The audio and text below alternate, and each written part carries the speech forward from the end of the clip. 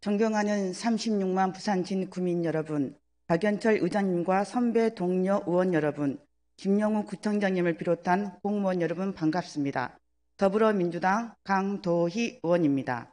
저는 오늘 지난 제331회 임시회에서 손재호 의원이 대표 제안한 일본 핵 오염수 방류 계획 철회안 및 피해대책 특별법 제정 촉구 결의안과 관련하여 다시 한번 일본 핵 오염수 해양 방류 결정을 규탄하고 피해 대책 수립을 촉구하기 위해 이 자리에 섰습니다.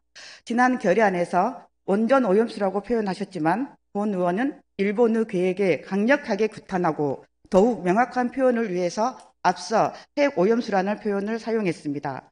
이달 23일 4일 한국 시찰단인 후쿠시마 현장 파견이 확정되었습니다. 하지만 파견 목적은 오염수 처리에 대한 안정성 검증이 아니라 현장 검토와 방류 설비 공사 현황에 대한 설명이라고 합니다. 이러한 보여주기식의 시찰단 파견은 단지 현장을 둘러보는 견학 정도에 그칠 것이며 우리 국민의 우려를 불식시킬 수 없을 것입니다. 이는 일본과 애교적 마찰을 피한다는 구실로 만든 오염수 안전 홍보단과 다를 바가 없고 오염수 방류의 명분만 제공하는 계기가 될 것입니다. 시찰단의 목적이 안정성 검증이 아니라면 과연 무엇으로 오염수에 대한 불신을 해소하겠다는 건지 매우 의문스럽습니다. 지난 결의안에서도 보셨듯이 해양 방류의 가장 큰 문제는 오염수의 안정성입니다. 다핵종 제거 설비로는 제거할 수 없는 방사성 물질인 삼중수소가 체내에 유입되어 유기결합 삼중수소 전환되면 내부 폭폭을 일으켜 세포 조직 파괴, 백혈병, 그리고 갑상선암, 췌장암 등 각종 암을 유발할 수 있습니다. 지난해 일본 원자력 문화재단이 조사한 결과 일본 국민의 51.9%는 오염수 방류에 반대하고 있습니다. 어민들의 이해를 얻을 때까지 오염수 방류를 해서는 안 된다는 의견이 42.3%를 차지했으며 반면 찬성하는 답변은 6.5%에 불과했습니다. 이처럼 일본 자국민조차 오염수의 안정성에 대한 의구심을 크게 품고 있으며 일본 정부가 제시하는 근거에 대한 신뢰성조차 얻지 못하고 있습니다.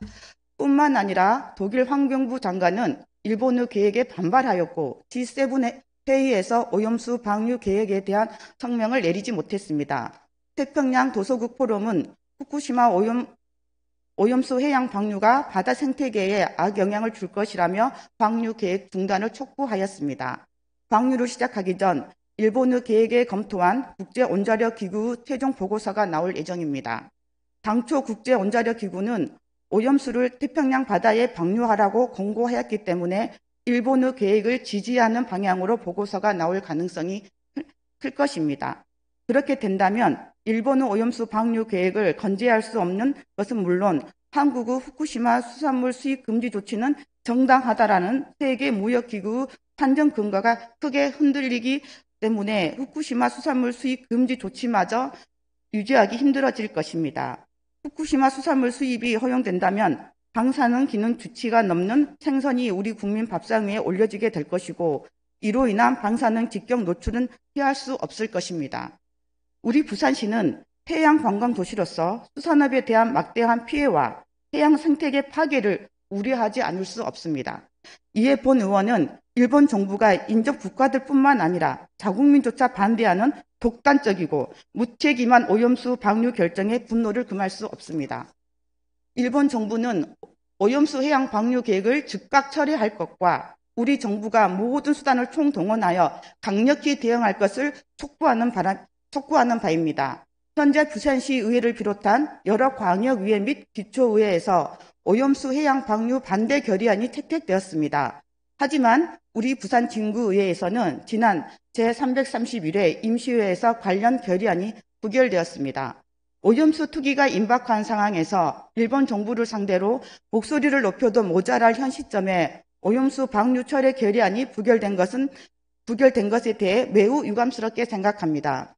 지역 주민의 안전과 삶의 터전을 지키는 것이야말로 본 의원의 의무이자 사명이라 다짐하며 5분 자유 발언을 마치겠습니다. 끝까지 경청해 주셔서 감사합니다.